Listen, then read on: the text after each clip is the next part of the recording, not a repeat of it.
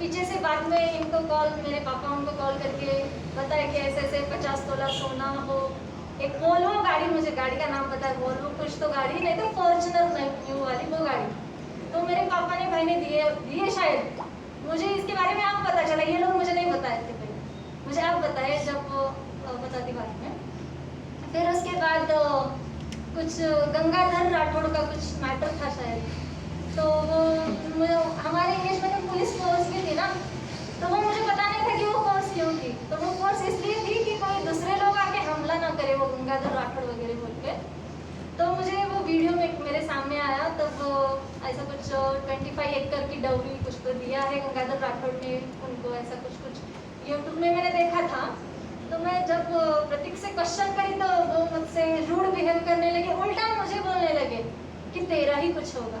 जब मैं उनसे क्वेश्चन करूँ कि उस लड़की के साथ कुछ होगा, वो बोल देना ना कि मेरा उसके साथ कुछ नहीं है, उन्होंने उल्टा मुझे डाउट देने लगे। वो कभी भी आना, मेरा फ़ोन लेना, चेक करना, वो हमेशा से ऐसे करते हैं। अभी जो बोल रहे चैटिंग वैटिंग, उनके पास मोबाइल था, उन्होंने क्या किया उनको ही पता।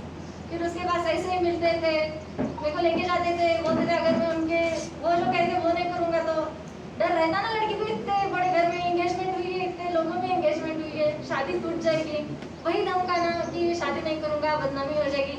मैं तो मेरे सामने देख रही थी एक लड़की की बदनामी हो रही है, वो लड़की, अब लड़की का नाम नहीं पता, वो गंगाधर राठौड़ है ना, उनकी लड़की की तो पहले ही बदनामी हो चुकी थी। मेरी होगी, मैं नॉर्मल फैमिली से हूँ, पढ़े लिखे हैं हम, हमें कुछ पॉलिटिक्स का कुछ पता नहीं है। तो बस ऐसे मैं सहते जा रही थी उनका सब। फिर शादी का बोले तो एंगेजमेंट में बोले कि 2 महीने में निकालेंगे। फिर उनके घर में यात्रा थी ना, कुछ यात्रा रहती ना उनकी टाइम में, तो यात्रा में जब शादी के बारे में पूछे तो बोले कि अब हम शादी करेंगे अगर, उनके ही नाम से मैंने पहली बार खोपा जी का नाम सुना, तो उन्होंने बोला कि खोपा को टिकट नहीं मिली तो जोर से शादी होगी, तो खोपा जी को टिकट मिल गई। फिर उसके बाद फिर से मेरे घर पे गए, मेरे मम्मी पापा गए उनके घर पे, शादी की डेट कब निकाली, उन्होंने बोला खोपा को टिकट मिल गई है, वो हारेंगे फिर ही हमारी सबसे बड़ी शादी होगी। उनका जब इलेक्शन होगा, उनका जब रिजल्ट आएगा, वो जब हारेंगे तब भी अब हमारी सबसे बड़ी शादी होगी, मुझे बहुत बड़े लोगों को बुलाना है, बहुत कुछ करना है। मेरे घर वाले मान गए, फिर आ गए। फिर और खोपा का इलेक्शन, खोपा जी का इलेक्शन हुआ। हाँ, और खोपा जी का नाम मैं पहली बार सिर्फ उनके ही मुँह से सुनी हूँ, इससे पहले खोपा जी का मेरा कुछ भी संबंध नहीं है। मुझे आज भी पता नहीं है कि खोपा कौन है, बस इतना पता है कि इलेक्शन में उनको ठहरना था, बस मुझे इतना ही पता है। मुझे पॉलिटिक्स का कुछ भी पता नहीं था इससे पहले। फिर उसके बाद वो हुआ, फिर खोपा का वो इलेक्शन हो गया, शायद खोपा जी का इलेक्शन हो गया। फिर उनके बाद फिर मेरे मम्मी पापा उनके घर पे गए एंगेजमेंट का बोलने, बोले कि मेरे रोड हो रहा है, औरत में खेती है ना उनका, रोड हो रहा है, शादी के लिए मैं रोड बना रहा हूँ, वो रोड होने के बाद अपने डेट निकालेंगे। फिर ठीक है बोले मेरे घर वाले। फिर से और एक बार गए, फिर वो तब बोले अभी तो बारिश गिर रही है, इस बारिश में मैं शादी करूँगा, मेरा एक लौता बेटा है, मुझे अमित शाह को बुलाना है, मुझे मोदी को बुलाना है, बड़ी शादी करना है, ये सब वो बोल रहे थे। तो मेरे घर वाले मान गए, ठीक है, बड़ा लोग, बड़े आदमी है ना, वो विधायक है ना, उनको उनके जैसा ही चलेंगे, अभी हम गरीब घर के लोग। फिर उसके बाद भी उन्होंने शादी के लिए इनकार किया, मतलब इनकार नहीं किया, डिले किया कि हम करेंगे, दिवाली में करेंगे।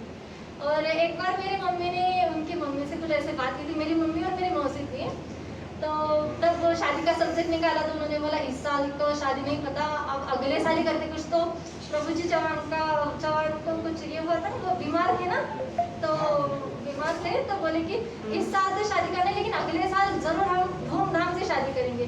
बस इनकी तरफ से हम यही सुन रहे हैं, इनका ये होने दो फिर करेंगे, इनका ये होने दो फिर करेंगे। अगर ये हुआ तो बारिश गिर गई, मेरा बेटा अकेला है, फिर दिवाली हो गई तो बोलेंगे कि अगले साल करेंगे। बस हम यही सुनते आ रहे हैं, लेकिन हमें आज तक नहीं बोला गया है कि हमने एंगेजमेंट तोड़ दी और हम शादी नहीं करेंगे। उन्होंने आज तक नहीं बोला मुझे। अगर मुझे बोलते तो मैं यहाँ तक आती क्यों? एक लड़की की इज्जत कितनी प्यारी होती है, आप सभी को भी पता होगा, आप सबको भी लड़की है, आप सबको भी बहनें हैं, आपको भी पता है कि एक लड़की अपनी इज्जत को कितना ये करती है। मुझे कुछ तो टॉर्चर हुआ होगा, मैंने कुछ तो सहा होगा, तभी मैं यहाँ पे आके बोल रही हूँ।